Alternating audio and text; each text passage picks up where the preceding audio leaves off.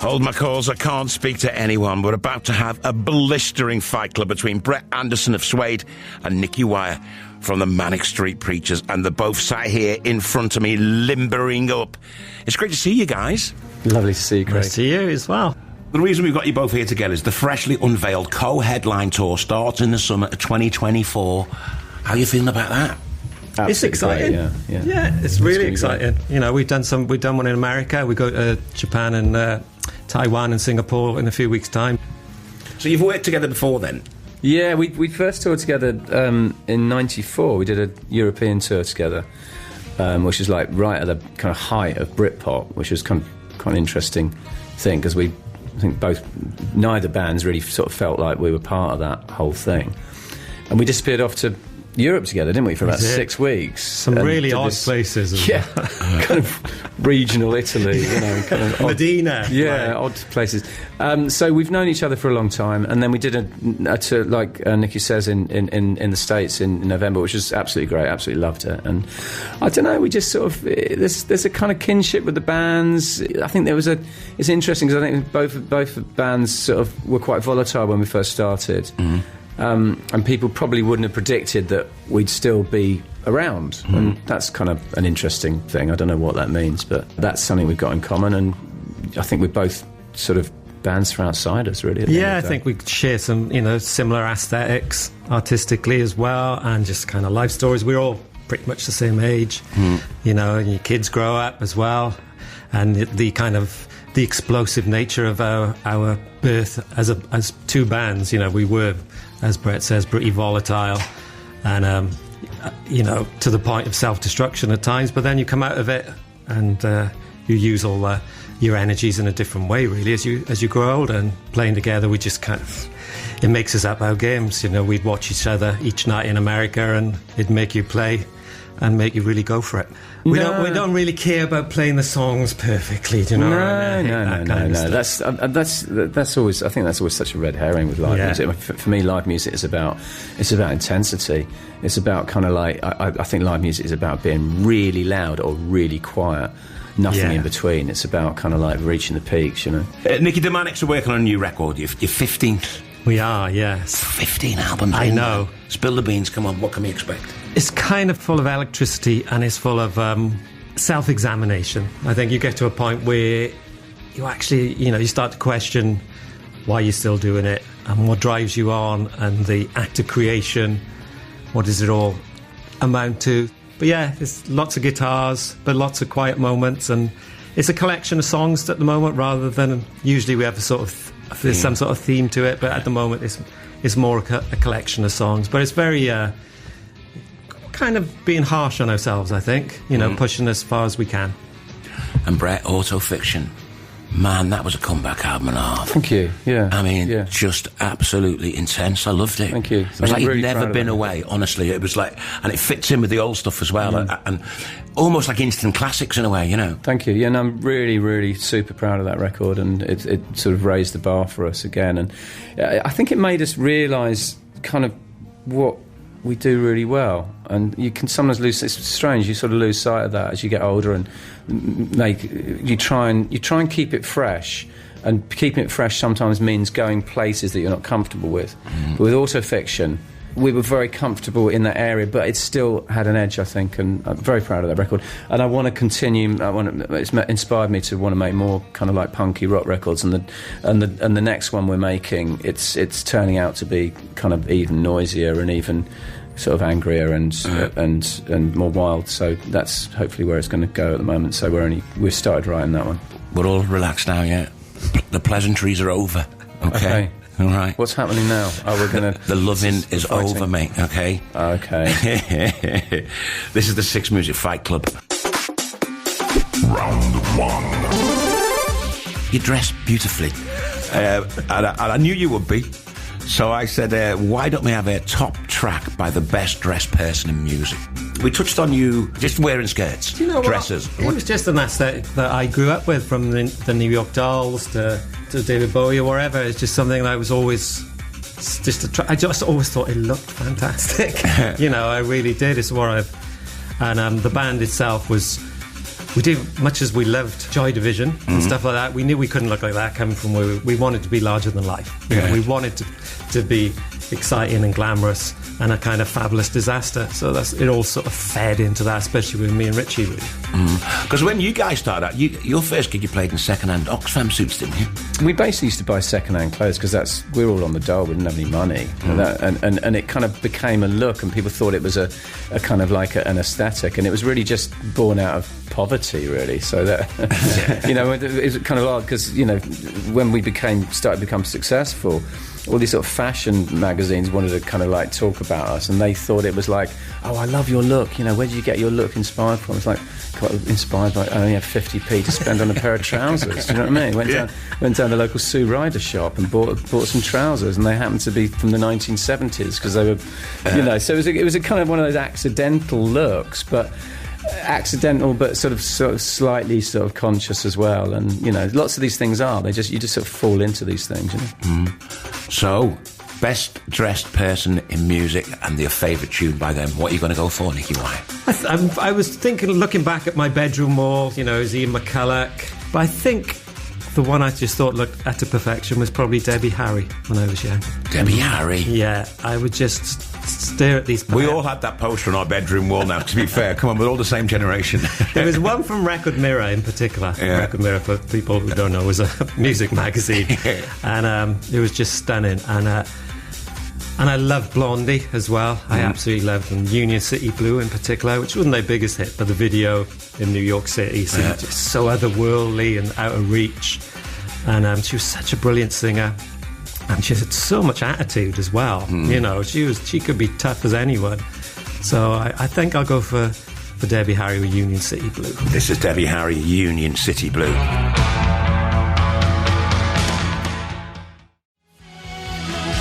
That was Debbie Harry with Union City Blue, chosen by Nicky Wire from the Manic Street Preachers, the best dressed person in music and the favourite tune. Whoa! He's come out swinging, hasn't he? Yeah, no, that's a very good call, and you can't. Some of those Blondie songs are just absolutely brilliant. Dreaming and, you know, Atomic. All those Have you ever thought about doing a Blondie cover? We did actually. Oh, did you? We did a cover of Union City Blue actually for about 20 years ago. There was a TV show called Recovered. Yeah.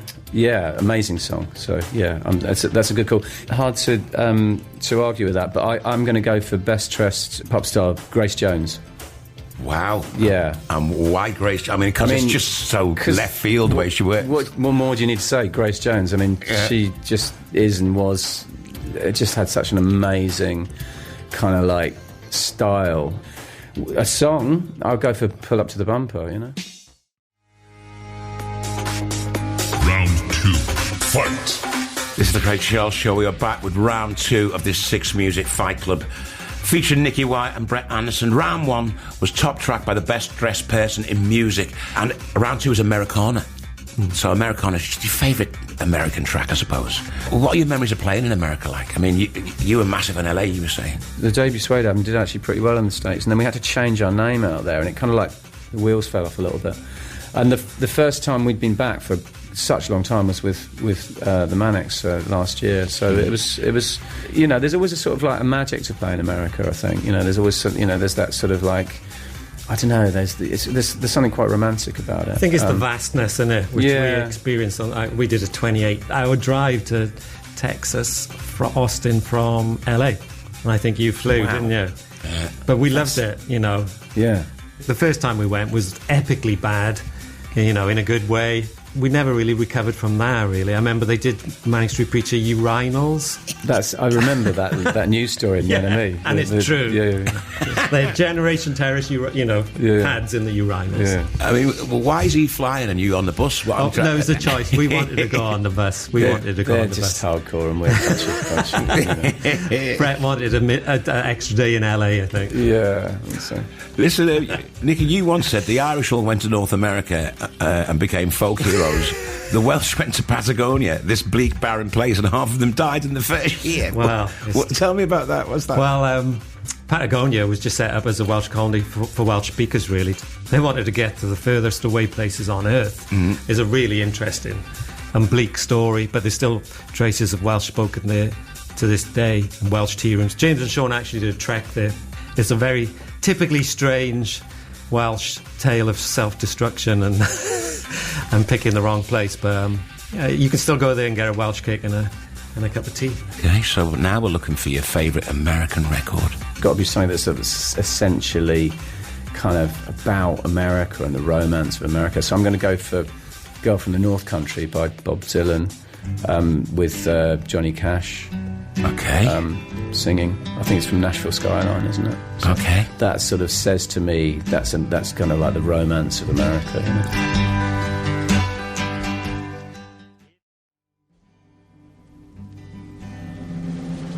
That was Girl from the North Country, Johnny Cash, Bob Dylan, chosen by Brett Anderson as an example of Americana. So what do you think about that? Nicky Wire, he's come at you now. I love Bob Dylan. I always struggled with Johnny Cash a bit, to be honest. I like his 9 Inch Nails cover. That's the best thing about Johnny Cash. It is phenomenal, but suddenly I always find it a bit one-dimensional. It's all a bit dumb-chinger. That's his voice, though. It's got such depth. It's kind of amazing. Fair point. The Folsom Prison album is very, it is quite good. You know, I mean, he's country punk, if you ask me. You know, don't think you'd be allowed to be that dangerous today. No. I think there's loads. You know, I don't know where to start. Really, Heart of Gold by Neil Young, but as Brett pointed out, he is Canadian. So I even though that's one of my favourite songs, I think I'll pick War on War by Wilco. I'm a huge Wilco fan. I love Jeff Tweedy. I love the title War on War. I love titles which are, you know, clever. And his lyrics at this point, I think, are his peak. And I always get this album mixed up that is Yankee Foxtrot Hotel or Yankee Hotel Foxtrot. Yeah, I always get it mixed up. But that album, it's Americana fused with kind of sort of Radiohead aesthetic. Okay. It's an absolute masterpiece. There's a brilliant documentary on it where the label won't release it, they get dropped, and then it becomes their biggest selling album.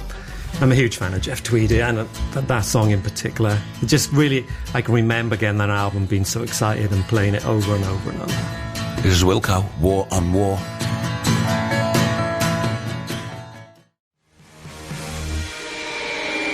Round 3. Fight!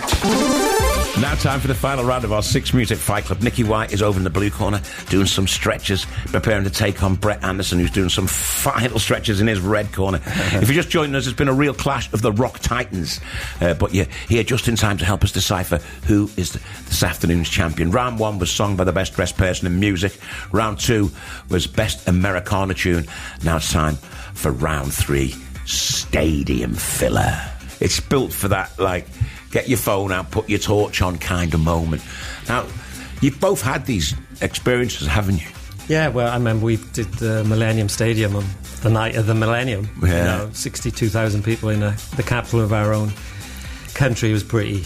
It is hard to kind of fill the stadium and translate what you're trying to do. Yeah. So I do admire when people do it, you know, whether you see Springsteen or the Stones or whatever, or even Coldplay, you know, and you see them doing it. It's not easy. Well, I don't think we've ever done anything as big as the Manics did, but we'd done the O2 before, and that's pretty big. Yeah, and it's a kind of skill, and it's different because it's a different skill to playing a festival and playing big crowds at a festival. It feels like a different kind of thing. Well, the thing about festivals is people have come to see a whole range of people and not necessarily you. Exactly. Whereas at one of your gigs, when you're playing, they've all come to see you. Which you might think makes it easier, but there's something... I remember the O2 feeling a bit like I didn't quite know how to do it right, and projecting to that sort of size of an indoor stadium-y thing. So yeah, you're right, it's a skill. I mean, when you were a kid, did you dream about things like that, you know? Yeah, absolutely, yeah. Like hitting the wrong note at the wrong moment. I kind of meant like being a rock star. So many anxiety dreams. I think all musicians too have like the anxiety dream of being on stage and there's no one in the audience. Yeah. Or being on stage and your the band's playing a song which you don't know or something like that. My anxiety dream is we're on stage but it's only me. And that is the worst possible. And you look scenario. down, you've got no trousers. Yeah, there's no one else. Like, you to choose first, Nicky White. I mean, we supported some amazing bands as well before we did our own. Like we supported Oasis at Main Road, and I genuinely thought Main Road was going to collapse. I have never seen an audience go so mad, and I've never been so frightened coming out of the gig either in my life. I was there. Was you? Yeah. I was sat next to the other Gallagher brother, Paul. Yeah. And his mum. It was shaking. Man. It was unbelievable. We've supported Paul McCartney at Millennium Stadium. That was pretty amazing as well. So we've done our time. We supported Bob Dylan in Croatia. That was pretty spectacular as well. Even though every song he played you couldn't recognise as a Bob Dylan song. Really? he just change it up, did he? Yeah, he does. But I'd have to go for Paradise City by Guns N' Roses.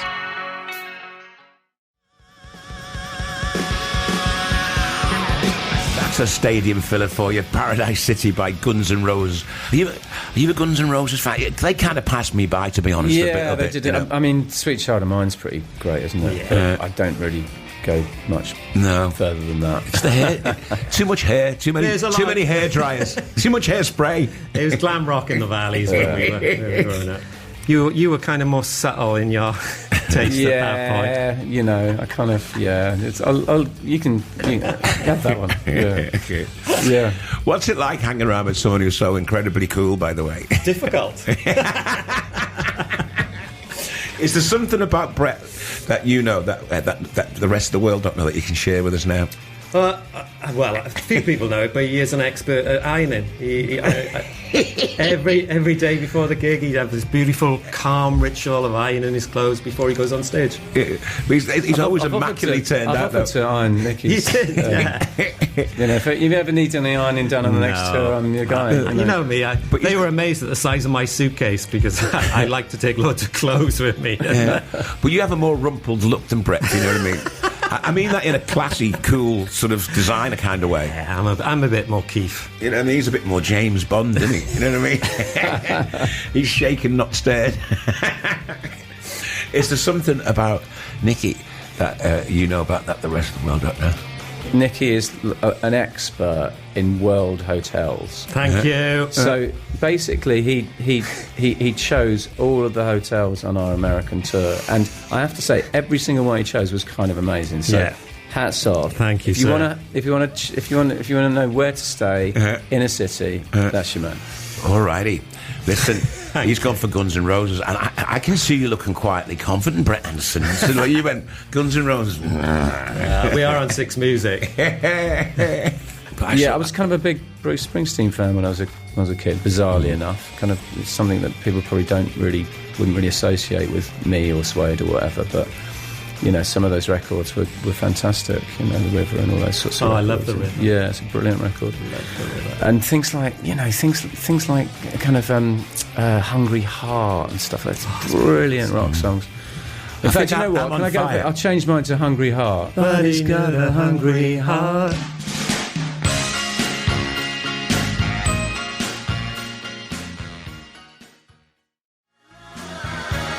That was Bruce Springsteen, Hungry Heart, as a stadium filler. I mean, Bruce can fill a stadium with anything, I guess. That's the only thing. Let's let the listeners decide that. All right, Brett. Okay. You know, let's not get... Being pedantic, I would say Hungry Heart is more of a indoor arena thing. I think it's more of a jukebox experience. I'm confident that the listeners... It's my favourite Springsteen album, The River. Yeah, I love it. The title track is so gorgeous. Brilliant. Okay, as Brett said, it's up to you, the Six Music listeners. Text me on 64046 or WhatsApp 03700 100 600. Yes, stadium filler. Is it Guns N' Roses? Is it Bruce Springsteen? You decide. Well then, if you've missed this afternoon's Fight Club, it's been a right ding-dong back and forth. Jabs and uppercuts. Windmills the lot. The third and final round was Ultimate Stadium Fillers. It was a proper rock out, as Brett chose Hungry Heart by Bruce Springsteen and Nicky Wire chose Paradise City by Guns N' Roses. I'm going to go over to our official adjudicator, Helen Weatherapp. Now listen, I'm going to do this quite differently, all right? Yeah. Stick with me. I will. Okay, so who won round one By a very long way, it was Nicky with Blondie. Really, by a long way? A long way. I was worried about Brett. Oh. I didn't think he'd be able to catch up. I was shocked with that. Okay, so who won round 3? Now 3, that is. Well, I was worried about Brett until round 3, and then he stole it with Bruce Springsteen. Bruce Springsteen's Hungry Heart won round 3. So that's 1-1. So now it's time to reveal the winner.